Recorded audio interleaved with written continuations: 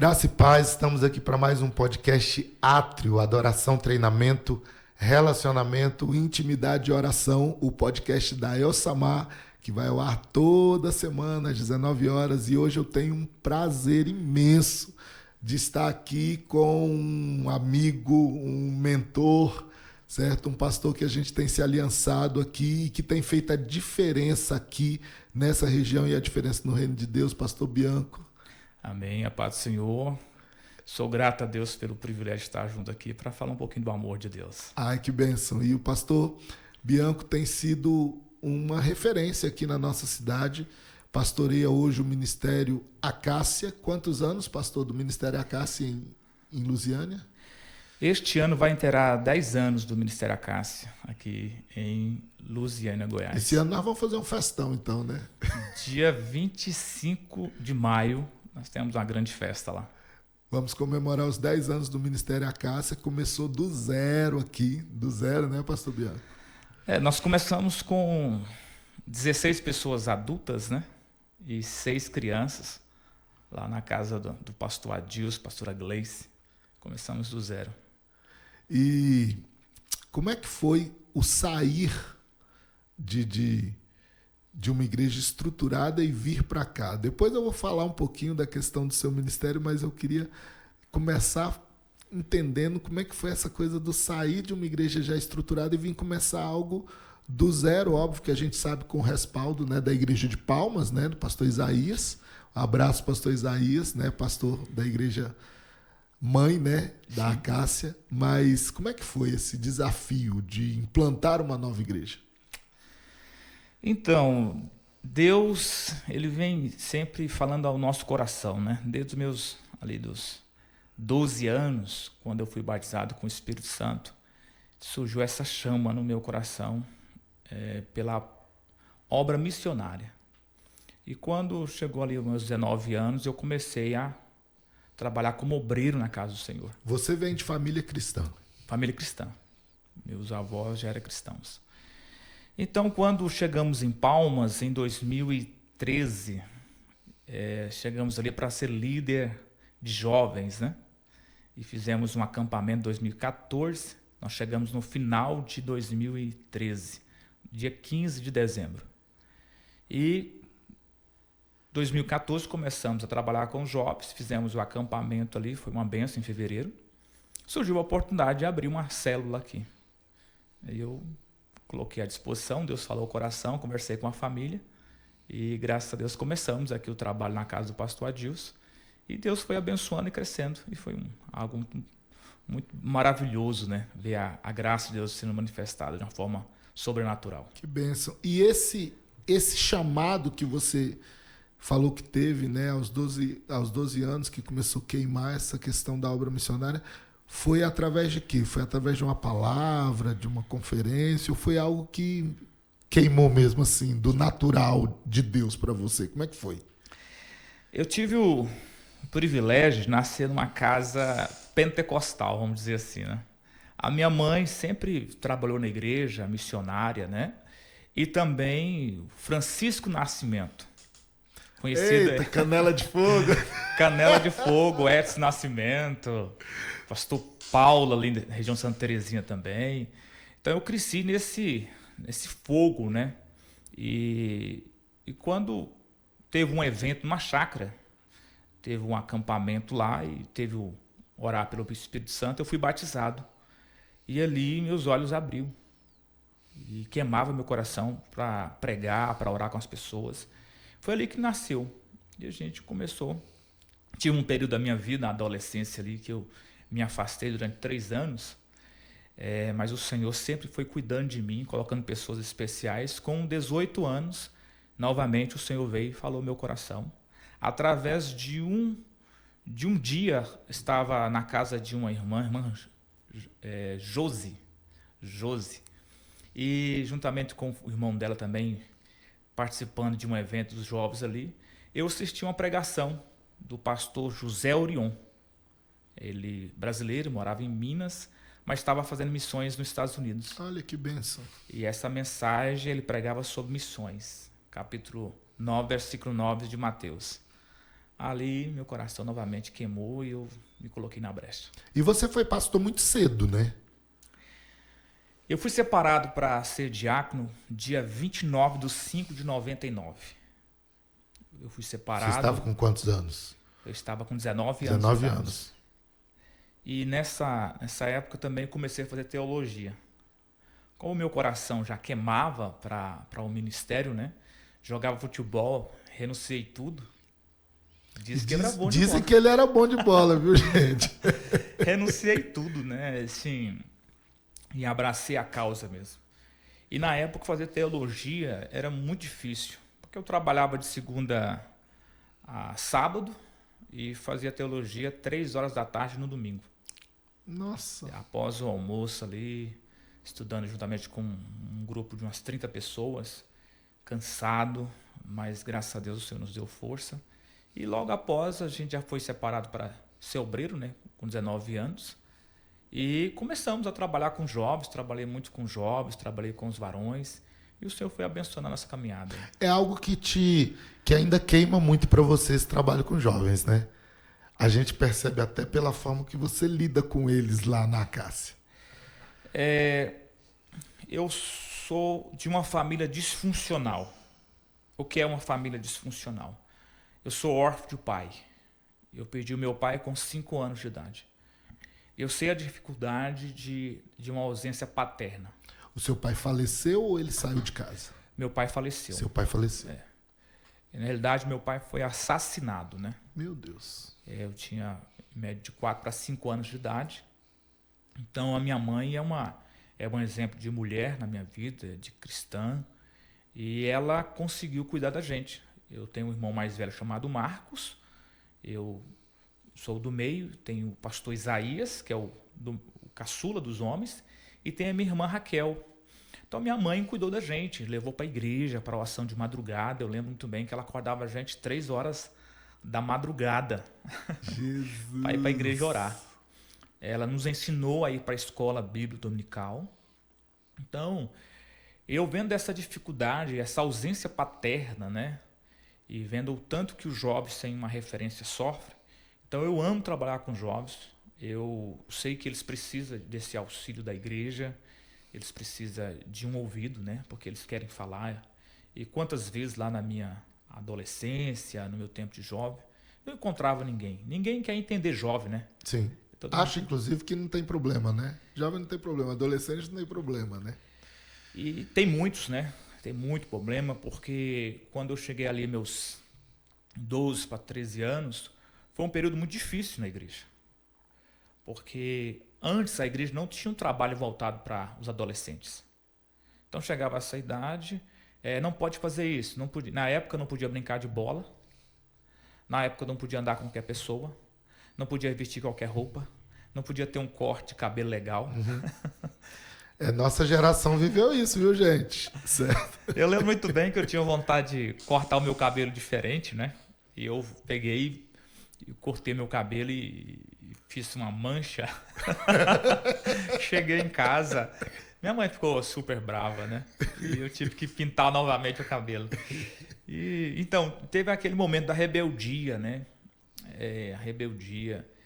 E hoje eu pego essa história que eu passei na minha vida e eu tento compreender um pouco a história de muitos jovens. Muitos jovens que estão aí caçando a identidade, à procura de uma referência. E muitas vezes não tem essa referência. Jovens que têm medo do futuro. Então, eu tive a minha mãe, eu tive meus tios, amigos, né? Eu sempre gostei de andar com pessoas mais velhas. Então, foi algo que me ajudou muito. Pessoas que eu tive como referência de paternidade. Me ajudou muito nessa caminhada. Acabou cobrindo, né, aquela lacuna que ficou, né? Sim, a falta do pai. Do pai, né? E hoje, o maior problema da juventude, na sua opinião, está ligado à questão da paternidade? Sim. O maior problema da humanidade hoje está ligado à paternidade, à falta de um pai. Mas não é de um macho dentro de casa. Sim. É de um homem. Um homem que assume as suas responsabilidades. A primeira coisa, quando Davi estava velho, ele falou para Salomão, quando ele ia passar o trono para ele, falou assim, ó, seja homem. Uhum. O ser humano, ele nasce macho e fêmea. Mas muitas pessoas vão viver como macho, mas nunca vai se tornar um homem. O macho, ele é irracional. Porque nós temos no reino animal o macho e a fêmea. Então, geralmente, o macho, ele abandona a prole. O macho, ele se relaciona com outras fêmeas. O macho, ele sai e abandona a casa e não cuida. O homem, não. O homem é o ser racional. O homem, ele tem um modelo que é Cristo. Então, ele tem as suas obrigações. E a primeira obrigação de um homem é ser sacerdote do lar.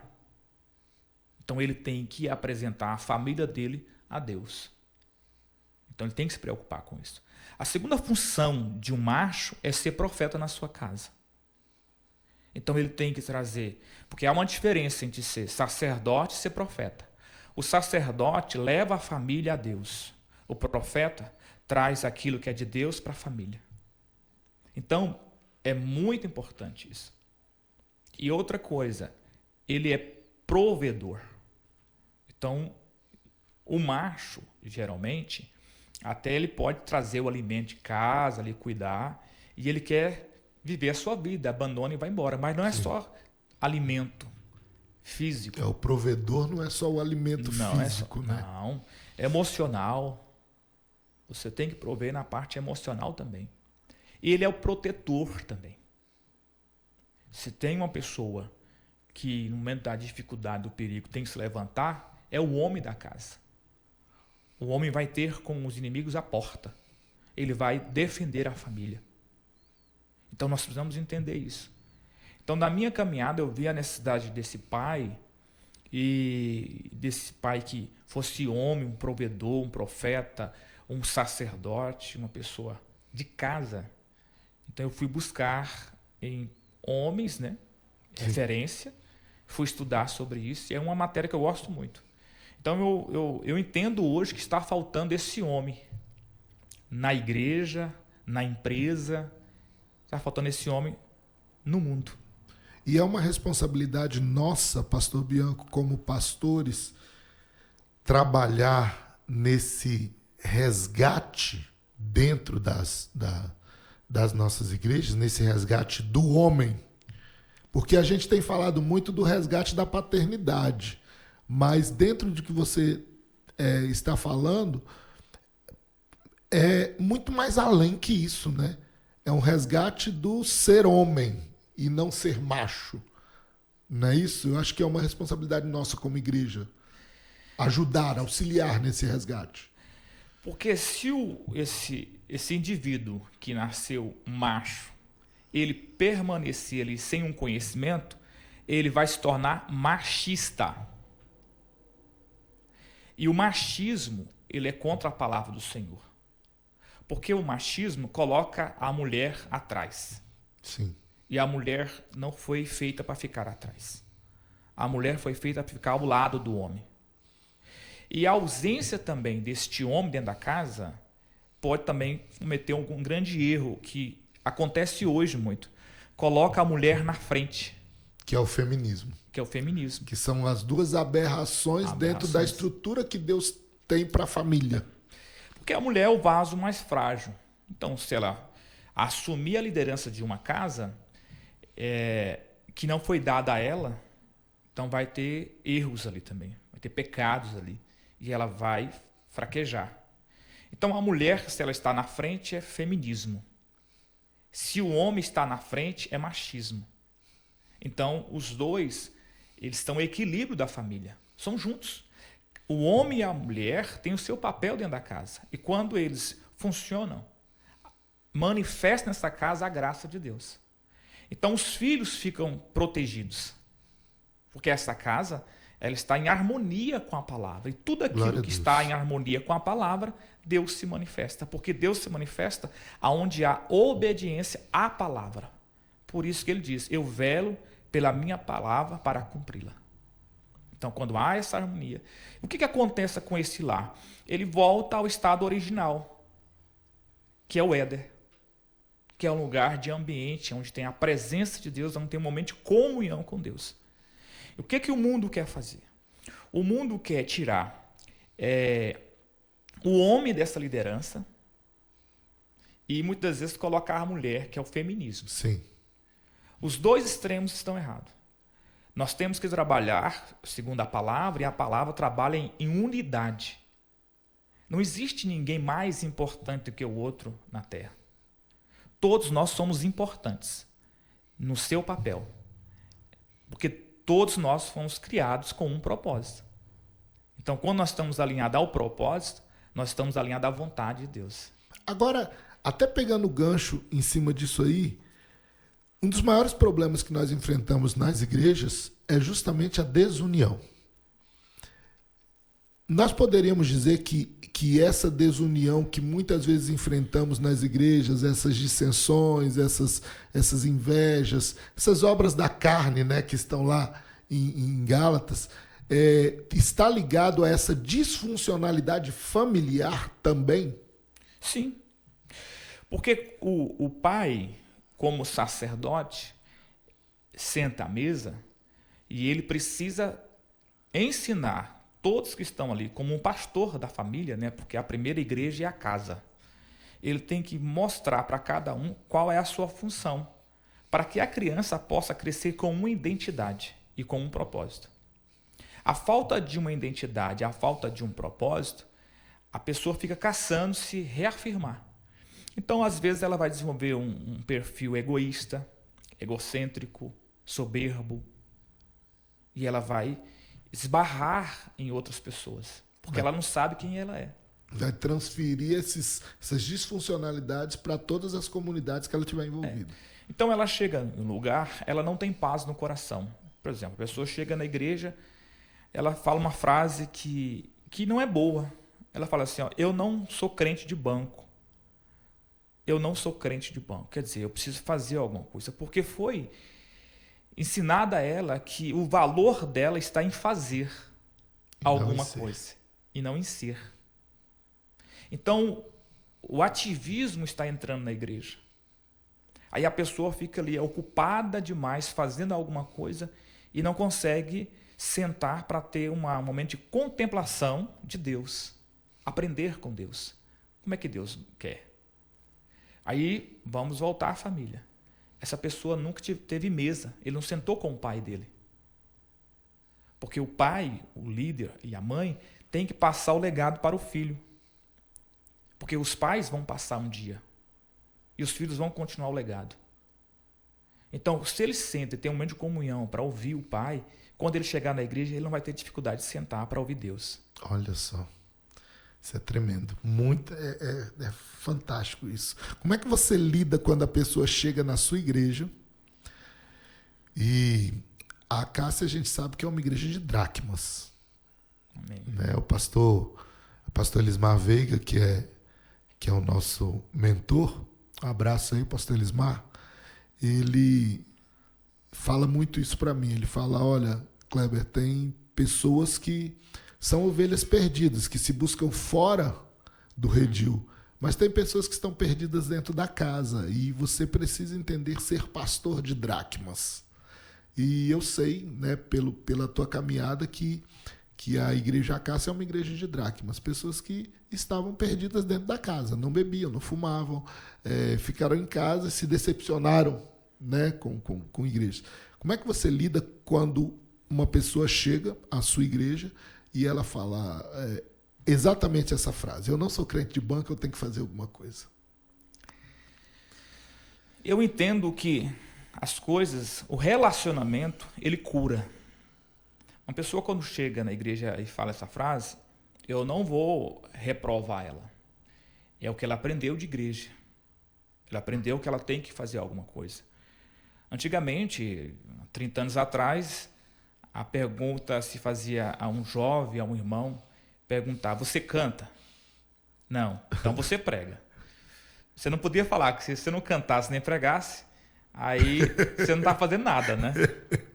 Porque só tinha esses dois tipos de de habilidade ou de dons na igreja. E não é. Hoje, o maior ministério de uma igreja, eu costumo dizer, é a recepção. É você receber bem. É você receber a pessoa, como irmã. Talvez uma irmã que chega ali, mas ela está vivendo uma vida fora dos princípios, mas é a nossa irmã. É a nossa irmã que está afastada. Um irmão que talvez está vivendo uma vida fora dos princípios do Senhor, mas é o nosso irmão. Não é depois que ele vai se tornar começar a praticar que ele se torna um irmão. Ele sempre foi um irmão, mas um irmão que estava afastado. Sim. É a palavra que Jesus falou a Zaqueu. Fala, Zaqueu, hoje veio a salvação a esta casa, porque este também é filho. Também já não se tornou. É filho, né? Então, quando você tem uma recepção de igreja ali, recebe as pessoas e você vai colocando elas para trabalhar e vai conversando, andando, quem transforma é o amor. É o amor, porque o amor é longânimo.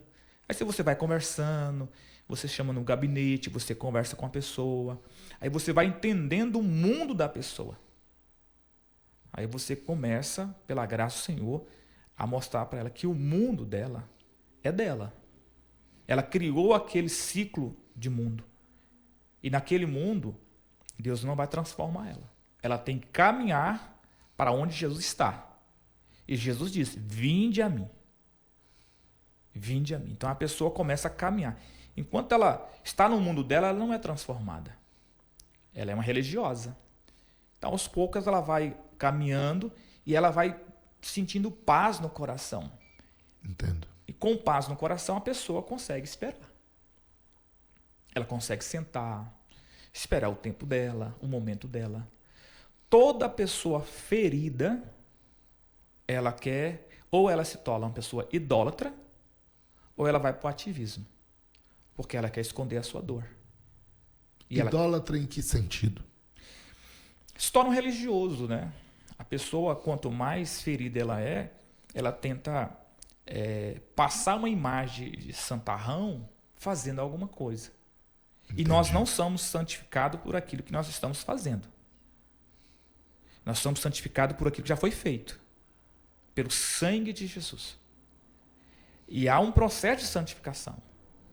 Tá certo que o Espírito, no momento que nós aceitamos ao Senhor Jesus, ele é revivificado, ele recebe vida, mas a alma precisa de uma reeducação. Sim. Então, nessa caminhada, seguir a paz com todos e a santificação, sem a qual ninguém verá o Senhor. Quando eu começo a andar com a igreja, aprender com a igreja, então esse pensamento de eu tenho que fazer para ser, começa a sair da minha cabeça. Eu preciso ser. Depois que eu entendo que eu sou filho, eu sou herdeiro. E não é uma dádiva minha, não é um esforço meu, um mérito meu. Eu sou filho porque Deus amou o mundo de tal maneira e deu o filho dele para morrer na cruz por mim. E hoje eu fui adotado. Eu faço parte da família do Senhor. Então é mérito do Senhor. Então, muitas das vezes a pessoa quer fazer alguma coisa para ter um conforto mental. Então eu mereço isso. Nós não merecemos. Pela graça sois salvos, mediante a fé, isso não vem de vós, é um dom de Deus, não vem por obras, para que ninguém se glorie. Então, eu passo primeiramente ser, e hoje eu faço por gratidão. Não é que eu vou ganhar alguma coisa, não, é gratidão. É uma coisa natural dos filhos de Deus obedecer ao Espírito Santo. É natural. Então, não é pesado eu ir na igreja, na escola dominical, participar com meus irmãos. Não é pesado eu estar em um momento de oração com meus irmãos. É tão natural ser isso, fazer isso. Mas muitas pessoas, isso não é natural. É um esforço. É uma obrigação. É uma obrigação. Porque ainda ele não entendeu que ele é filho. Ele não nasceu de novo, ele não entendeu a mentalidade de Cristo ainda. Então precisa ser trabalhado nas pessoas hoje, que ele precisa permitir o Espírito Santo trabalhar no coração dele. Ele precisa sentar e ouvir a voz do Senhor constantemente. Ouvir o Senhor. Porque às vezes a pessoa vai caminhar a vida toda, no final da vida não vai entender o propósito dela. E a vida é maravilhosa. E quando você está caminhando no propósito do Senhor, é mais leve a vida. Por quê? Ele vai adiante. Então, para terminar respondendo a pergunta, quando a pessoa chega na igreja e fala, eu não consigo ficar sentado no banco. Então tá, vamos trabalhar. Eu começo a caminhar com essa pessoa. Eu não vou trazer uma palavra para machucar ela, porque ela já está machucada. Sim. Então eu vou começar a caminhar com ela para que o Espírito Santo possa fazer essa obra nela, para que ela possa ter paz. Que eu digo também que paz é a maior riqueza que um ser humano tem. Em paz me deitarei e dormirei, porque só o Senhor me faz repousar em segurança. Então, se o Senhor tem para a minha vida o pastoreio, então isso vai acontecer. Eu posso ficar em paz. Ficar em paz. E seguir o processo. Não precisa acelerar, não. Só seguir o processo. Deixar Deus agir. Às vezes nem nós que somos pastores temos paz, né? Principalmente no que diz respeito a crescimento de igreja, né? A gente entra em angústia, né? Porque queremos crescer e perdemos essa paz para viver o processo, né? E tem uma coisa interessante, porque você tem algumas equipes que atuam na Acácia, algumas equipes ministeriais, que são grandes. E uma dessas equipes é a equipe de música, né, que eu hoje tenho o prazer de estar cuidando da parte técnica, né, lá, né, pastoreio aqui na El Samar e ajudo, contribuo, até por uma frase que você disse para mim lá atrás. O pastor Bianco, ele tem muita frase de efeito, tá, gente? E essas frases de efeito, elas entram assim como uma faca, entendeu? E ele enfia e gira, tá? E roda. E na nossa primeira conversa, eu fico anotando as suas frases, entendeu? Amém. E na nossa primeira conversa, há quase 4 anos atrás, porque eu ainda não trabalhava periodicamente com vocês, e você falou para mim assim, pastor Kleber, para de pensar em CNPJ e pensa em CPF. Você lembra disso, que você me falou isso? Sim, certo? E aquilo ali foi um start na minha vida. Amém. Porque como nós trabalhamos com a formação de músicos, eu nunca tinha parado para pensar o quanto de músicos que nós temos espalhado, não só aqui na nossa região, mas no Brasil inteiro. Gente que eu formei que está no Brasil inteiro, até fora do Brasil, servindo ao Senhor com a música. E isso trouxe paz. Amém. O que você está falando aquietou meu coração. E hoje você lida com uma equipe que é muito grande. Somos mais de 30, né? São mais de 30 músicos. E quem mais tem dificuldade de sentar e contemplar é o músico. Porque o músico quer estar no palco. Eu não falo nem de altar, eu falo de palco. O músico quer estar no palco. Faz parte da essência dele como artista. E aí tem um agravante, que além de ser o músico, ainda são jovens. A maioria lá são jovens. Certo?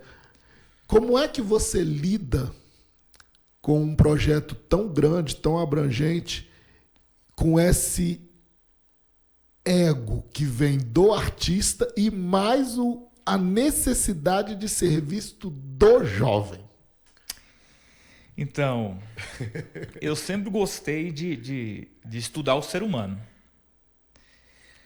Acho que começou eu querendo me conhecer lá na minha adolescência. Os meus confrontos, né? E quando eu cheguei na igreja, trabalhando com jovens em 1998, 99 ali, eu comecei a auxiliar uma liderança de jovens. Eu era vice. E vamos fazer uma equipe de louvor, E eu amo música, mas não sou músico. Eu amo música. Aí a liderança disse, não, toma conta você aí e monta uma equipe. Eu falei, meu Deus, não sei onde passa música. Eu tinha 19 anos de idade ali, mais ou menos 20 anos. Aí eu comecei a montar uma equipe e quando eu comecei a conversar com eles, eu percebi que eles não eram bem cuidados na igreja. Eles eram sugados. E o músico é o seguinte, o pastor quer que ele chegue cedo, canta e canta rápido, porque a pregação é mais importante. Sei bem o que é isso. E eu falei, não, o músico é muito importante na igreja. Aí eu trabalhei com os jovens ali, foi muito bom. Depois comecei a pastorear e na igreja não tinha músicos. Aí eu comecei a trabalhar com a menina, ela tem 8 anos, tinha 8 anos de idade na época, Loslane, um abraço, Loslane. Hoje é mulher casada. E alguns pré-adolescentes também. Aí eu peguei um violão, já doei para um rapaz, já paguei uma aula de bateria e comecei a investir. Porque se você quer um resultado, você tem que plantar ele. E comecei a conversar com eles. E falar sobre adorar o Senhor através da música. E estar pronto também para sentar. Aí eu fazia a escala, colocava um pessoal sentado para ver o comportamento. Aqueles que ficavam um pouquinho irritados porque ficou sentado, eu falei, mas a sua intenção é cantar para ser visto? Como é que fica Jesus? Aí eu comecei a conversar com esse pessoal.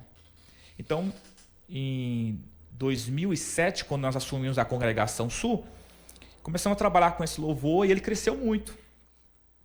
Depois chegamos aí que em 2014 em Lusiana também da mesma maneira. Começamos a trabalhar e eu fui informado, tem um pastor Kleber aí com a equipe aí, são bons músicos. E eles ensinam muito bem o pessoal. Eu falei, opa, então vamos investir. Colocamos aqui 4 adolescentes.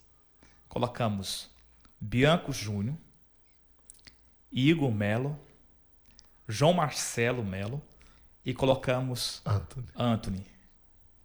E eles começaram a fazer aula aqui. Um fazia bateria, o João Marcelo, Bianco Júnior teclado, Igor fazia o baixo e o Anthony guitarra.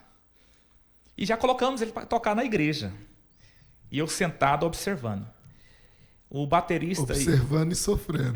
O baterista totalmente fora. O tecladista ia para Goiânia. O guitarrista ia para São Paulo. Ai, Jesus! E eu olhava aquilo e o povo ficava olhando assim, eu quietinho lá, né? Aí ficava, pode vir alguma coisa boa de Nazaré? E o povo, não, vai dar certo, irmão, vamos ter paciência. O pastor, ele tem que ter domínio próprio. E ele tem que esperar o desenvolvimento pessoal. Eu fui conversando com esse pessoal, tudo, trabalhando. Teve pessoa que começou a participar da equipe louvor, que falou, não, pastor, não vou tocar aqui não. Porque se achou melhor do que os meninos. Verdade. E isso acontece muito dentro da igreja. Se a igreja, nós falamos, e a Bíblia comprova isso, é uma família, e numa família a gente tem que ter paciência com os mais novos. Às vezes está numa mesa sentada e tem uma criança ali almoçando, e às vezes ela esbarra no prato, o prato cai e quebra. E às vezes ela não sabe dominar corretamente os talheres, tudo. E a gente tem que ter paciência, tem que ir lá pegar na mãozinha, ensinar a cortar, Verdade. tudo. Ensinar ela a se portar na mesa. Então, muitas vezes, os músicos que se acham profissionais não têm paciência com aqueles que estão começando. Sim. E eu em fui alguns ensinando. momentos, inclusive, eles foram humilhados, né? Sim, sim. Os meninos foram humilhados. E eu fui tendo paciência, fui investindo, aí eu comecei a conversar com o Kleber, né? Falei, eu preciso de um modelo de louvor. Aí eu falei, Black, rapaz, eu penso. Me falaram aí que você é profissional, eu quero esse louvor. Aí começamos a trabalhar, tudo, conversando com os músicos. Hoje nós temos uma equipe que está chegando a seus quase 40 músicos, né? Sem contar os pré-adolescentes e adolescentes, que já está passando. Mas não fala ainda não. Aí, Não fala ainda não. Nós vamos falar sobre isso. aí esses músicos na igreja, o que nós fizemos? Investir em som. Porque às vezes você tem um equipamento, uma guitarra boa, aí você não tem um som de qualidade. Então não adiantou nada. Então a gente começou a investir no som, investir nos músicos. Sábado agora mesmo tivemos um churrasco com eles. A gente conversa. E eu tenho um carinho muito grande pelos meus músicos ali. Todos eles. Porque eu vejo esforço. Sim. O culto começa da tarde às 17 horas. 3h30 eles estão na igreja. O culto da noite começa às 19h30. Eles estão lá ainda. Eles vão embora às 21h30. E às vezes eles participam da escola dominical. Que é uma exigência sua, inclusive, como pastor. Sim. Né? Lá na Acácia, eles são impelidos mesmo, confrontados para estarem na escola dominical. Sim, né? Então é praticamente o dia todo na igreja. Na igreja. E eu oro muito para que o Senhor possa recompensar cada um deles, porque eu vejo que às vezes eles estão cantando ali e tem uma criancinha recém-nascida que está num colchãozinho ali no chão. Muitas vezes quem chega no culto não percebe isso, não conhece os bastidores. Muitos estão ali cantando e às vezes não tem um recurso para pagar a energia na segunda-feira. Verdade. Muitos ali estão desempregados, não tem condições de trocar uma corda de uma guitarra, de um violão. Muitos sofreram perdas familiares, inclusive como a gente já viveu lá, né, Pastor Bianco? De membro do louvor que perdeu um parente e quando foi no domingo estava em cima do altar ministrando. Não é verdade? Aconteceu lá. Então, essa galera que está ali, essa equipe, eles são maravilhosos. Eu não tenho problema com eles. Tem um problema natural. Mas a gente conversa, explica. Eles sentam, observam o outro, incentivam o outro. Nós temos hoje, se não me engano, mais de 7 guitarristas. E não é fácil. Vocês não têm ideia como é difícil fazer a escala da Acácia, viu, gente? E todos são bons, né? Graças a Deus, todos são bons. Não eram. E isso é que é fantástico. Esses 4 meninos e mais alguns outros que vieram estão lá até hoje, né? Até hoje. E cresceram como homens. Sim. Né? Cresceram como cristãos e cresceram musicalmente, tecnicamente, né? O músico, todo músico, ele é um poeta. Quem trabalha com arte, principalmente música, o músico é muito alma, ele é muito sensível. Eu admiro o músico porque, como poeta, né, ele vê um passarinho passando, ele faz uma música. Verdade. Ele vê um rio, ele faz uma música através do rio ali. Ele vê qualquer coisa, ele consegue criar, então ele é muito sensível. Então, se o pastor não souber lidar com o músico, ele machuca o músico. Ele é muito alma, ele é sensível. Então a gente tem que saber lidar com ele. Ele é diferente. O poeta é diferente de uma pessoa comum.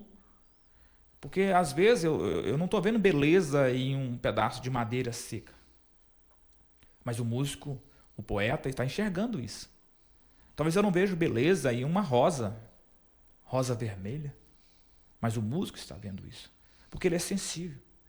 Então, se uma palavra mal falada pode machucar um músico. Às vezes a falta de reconhecimento. Porque hoje um instrumento musical, mais ou menos, é 5 mil reais. Sim, é muito caro, é um investimento muito alto. Não, uma pedaleira. Nós temos músico lá na igreja que tem, eu vou falar aqui, mas tem uma guitarra de 17 mil reais, 20 mil reais. Então essa pessoa gosta, ela se sente bem cantando, adorando o Senhor. E se voluntaria a servir com aquele equipamento que custa o preço de um carro. Sim. Está lá, adorando o Senhor. Pessoas que vêm do Valparaíso para adorar o Senhor conosco ali no louvor. Para quem não é daqui de perto, gente, o Valparaíso fica a 22 quilômetros daqui. Sim, então, esse músico, a gente precisa cuidar dele. Precisa zelar dele. Então, a gente tem todo estamos montando lá na igreja agora uma sala só para o músico ficar ali descansando no intervalo dos cultos. Climatizada, bem agradável.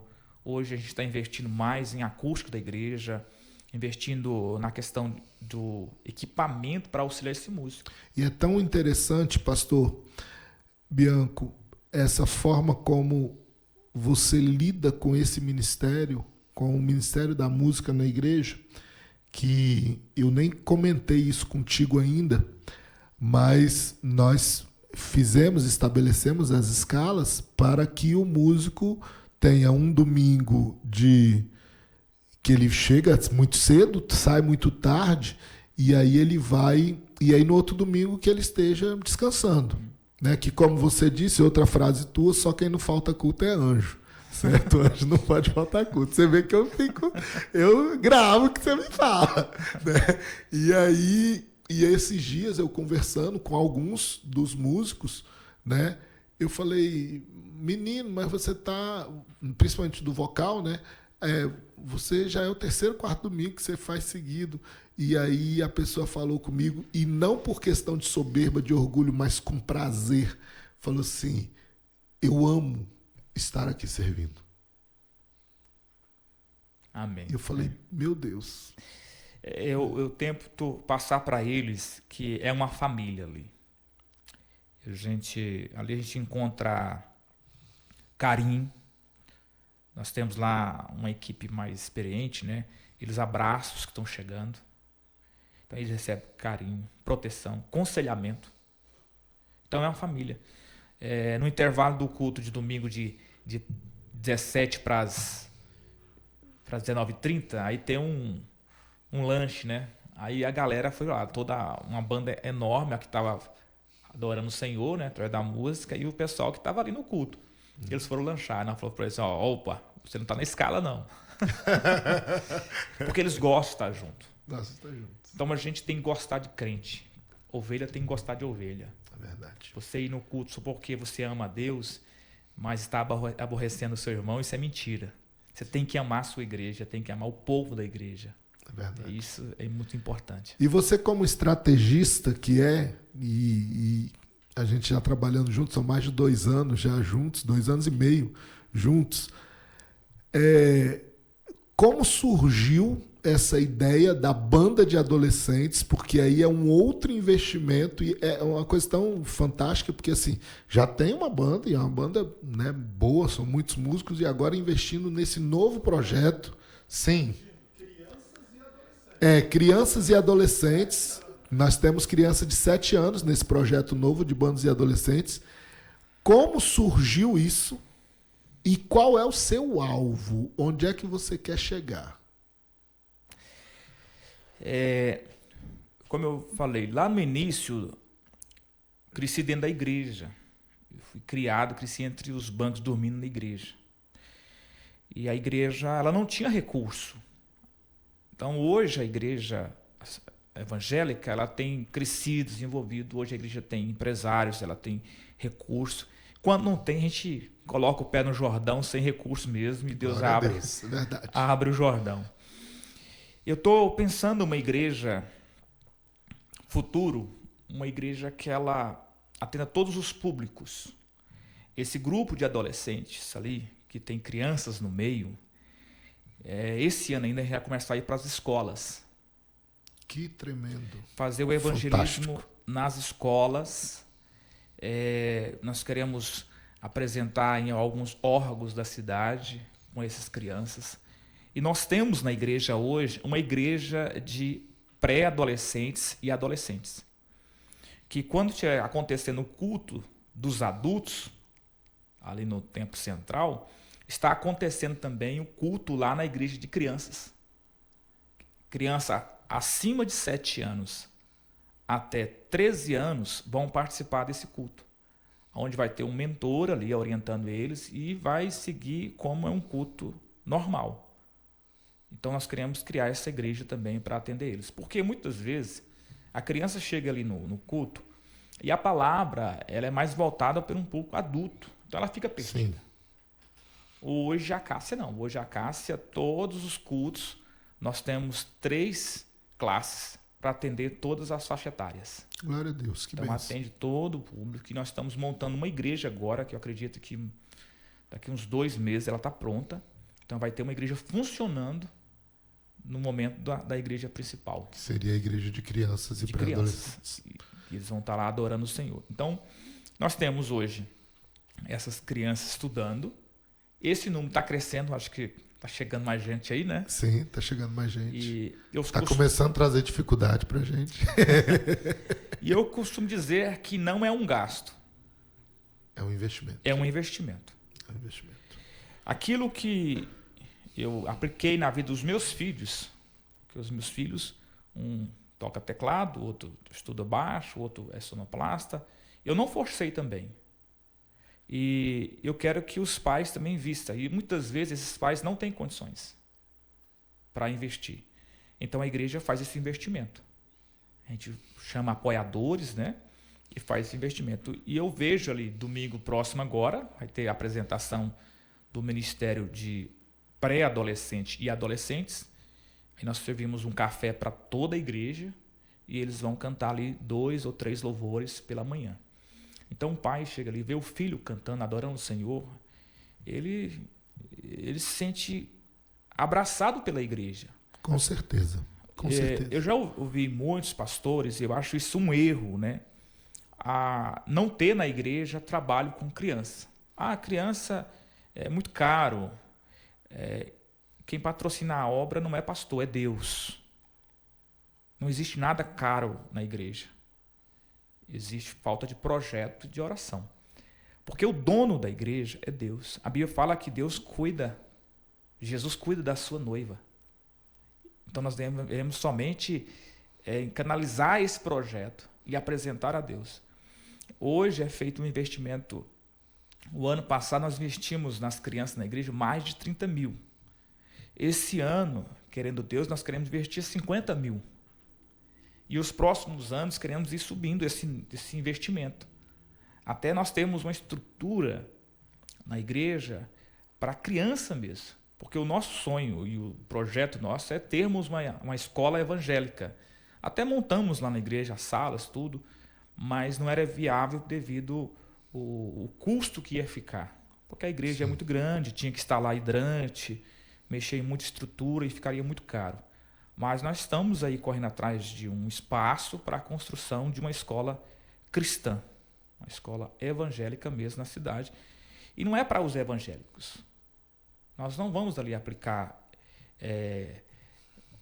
sobre religião. A igreja já existe para isso. Nós vamos ali simplesmente dar oportunidade para essa criança ter uma educação ou um ensino de qualidade. Então nós estamos correndo atrás desse projeto. Que bênção. E eu creio que o Senhor está com as mãos estendidas aí. Eu vou te fazer uma pergunta, é a última, né? O pessoal quase vai falar, porque tem muito assunto, muita coisa, e a gente, não sei se vocês perceberam que eu fico, né, quando eu estou perto do pastor Bianco, eu fico mais quieto, né? E ele vai falando e eu vou só absorvendo e me alimentando, né? O pastor Bianco tem sido uma referência, inclusive, para mim. Amém. Ministerialmente, eu que estou ainda nos primeiros anos da minha caminhada pastoral. E não vale a resposta estar na glória. Tá? É porque eu tenho feito essa pergunta e o povo fala assim, na glória, não vale essa resposta. Se você não estiver na glória, onde o Bianco quer estar daqui 30 anos? 30 anos. Hoje eu estou com 45 anos. Então, 75 anos. Eu costumo dizer que o pastor, ele não aposenta. Ele pode até passar o rebanho ali para a próxima geração, para o seu filho, para o próximo pastor, tudo, mas não tem como aposentar, porque a Bíblia diz que na velhice ainda darão flores, serão viçosos e florescentes, e darão frutos, muitos frutos. Eu quero continuar falando do amor de Deus.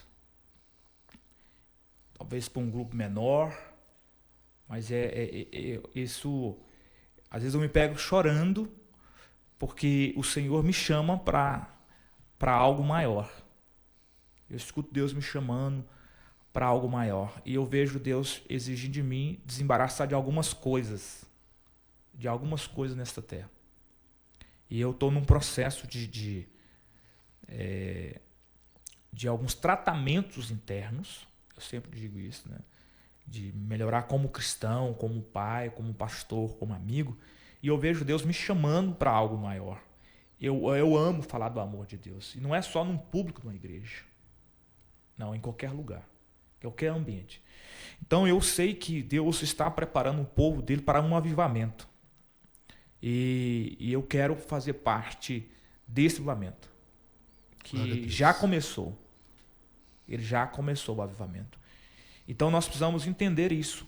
Então eu quero, com 75 anos, continuar falando desse amor de Deus. Eu li um livro, ele tem mais ou menos 20 anos que eu li esse livro. Um certo pregador, ele acordava 4 horas da madrugada e fazia caminhada e cuidava do seu corpo, e 6 horas da manhã ele tinha que estar pronto para ir para a faculdade, fazer teologia. Aí uma pessoa perguntou: rapaz, você não está sendo imprudente, não? Porque você já está estudando, acorda cedo, e a faculdade é o dia todo. Por que você não dorme mais 2 horas?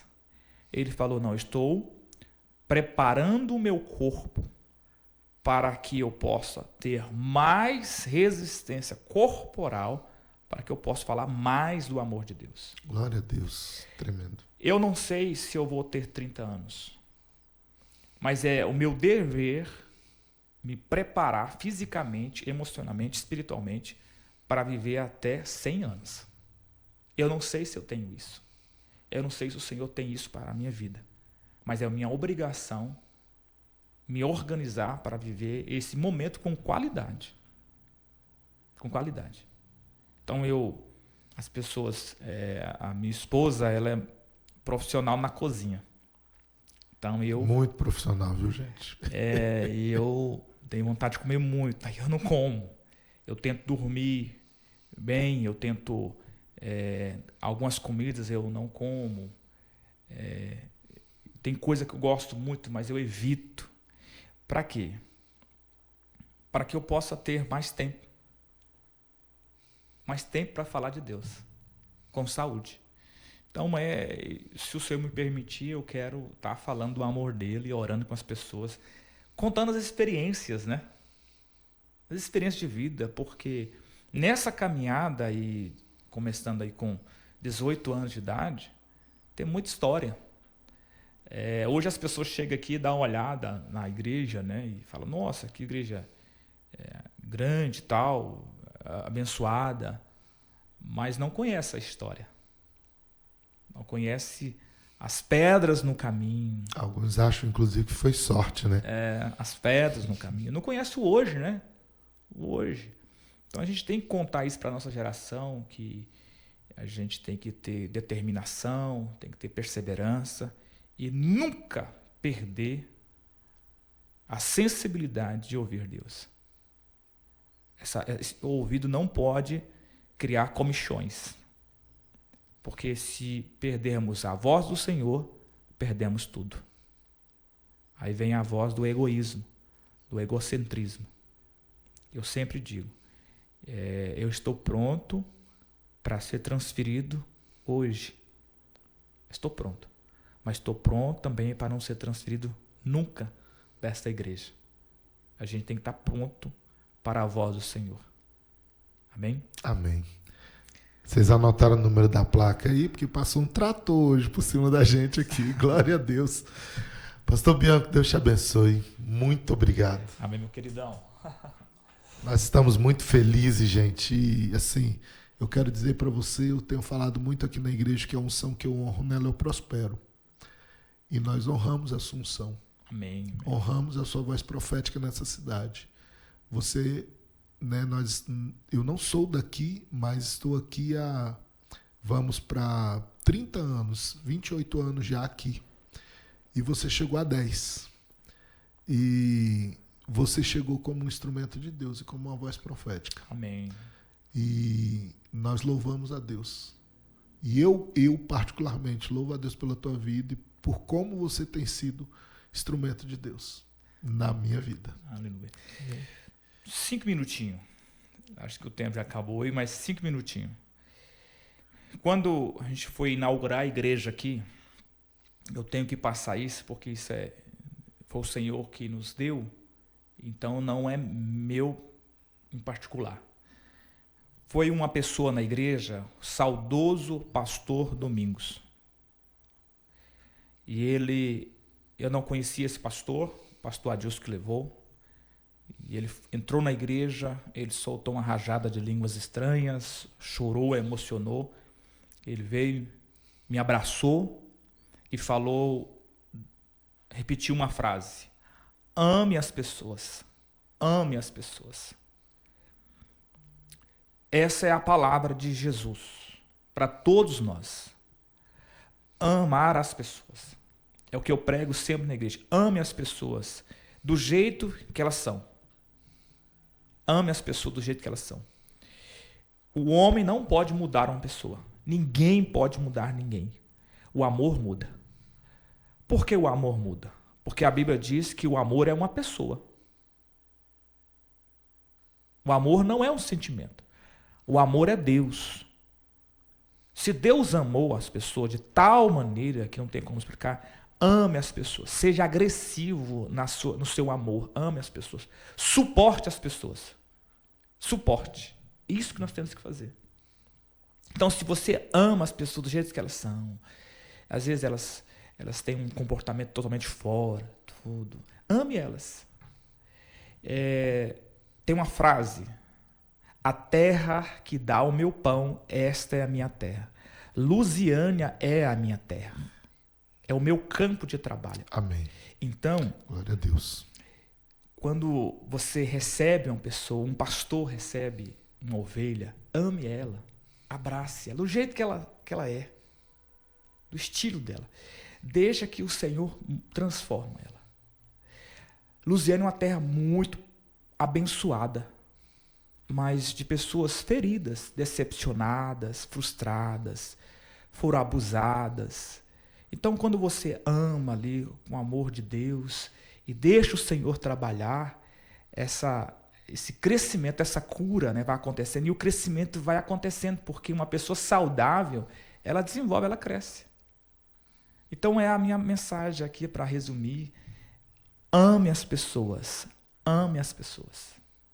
Seja ela da sua igreja ou de outra igreja. Ame as pessoas quando ela chegar na sua igreja. Ame as pessoas quando ela decidir ir embora da sua igreja. Ame elas. Amém? Amém? Deus abençoe.